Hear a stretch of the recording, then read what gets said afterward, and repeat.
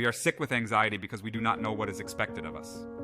We are all practically born under the same paradigm. You are born, you are created at home, you are taught things, you go to school, you study, you have a career, you look for a partner, you get married, you start a family, you raise your children, you leave a legacy, you buy a house if you're very lucky, and you die. That's the cycle. That's the mouse race that all of us had to live. But there's a big problem here. It's getting harder and harder to meet that life expectancy that was planned for us.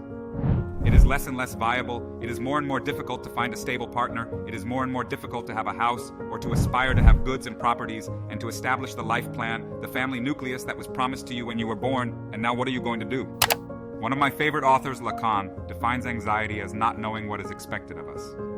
Like feeling that desire, that social demand that you do something, that you be someone, that you create a destiny, that you have a family, but not knowing exactly how to respond to that demand. That demand feels like a weight.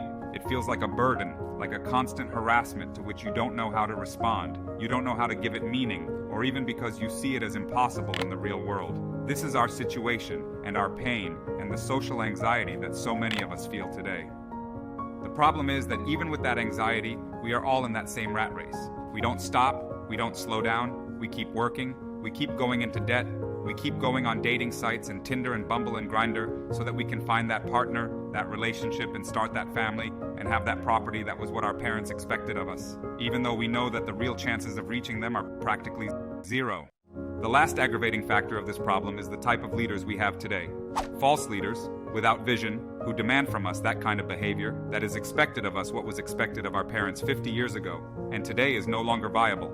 But their leaders continue to insist that this fantasy is possible, that you should be more entrepreneurial, that you should take a risk and get into debt to buy that house, or that finding love is easy and having a stable partner is something simple that everyone can achieve. Those leaders tell you that what you have to do is to find yourself, and usually what they want to do is to sell you a book, sell you a course, sell you a seminar or a retreat.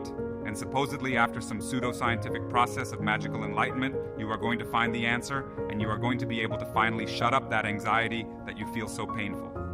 And there really aren't many easy conclusions here, but I'm going to give you a recommendation of resistance. Sometimes doing nothing is an act.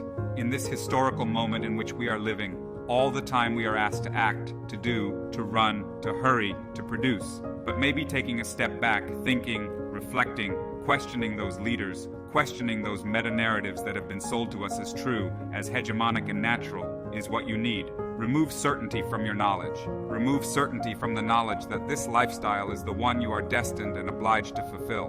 When you question that impossible promise that you are being asked to fulfill, also have a little more calm, a little more space, and the anxiety will no longer feel so heavy. Because now you're going to understand that there really is no such thing as a script that you have to stick to. There's no such thing as a single functional model of relationships. There is no such thing as a single dignified or fulfilling lifestyle that is achieved through consumption, affluence, or material goods. Rather, what human beings can do in the world is enriched by the diversity of their performance in the world, by art, by poetry, by love, by a sense of collectivity, and a sense of building a shared future. Perhaps doing nothing at this moment is the most revolutionary act.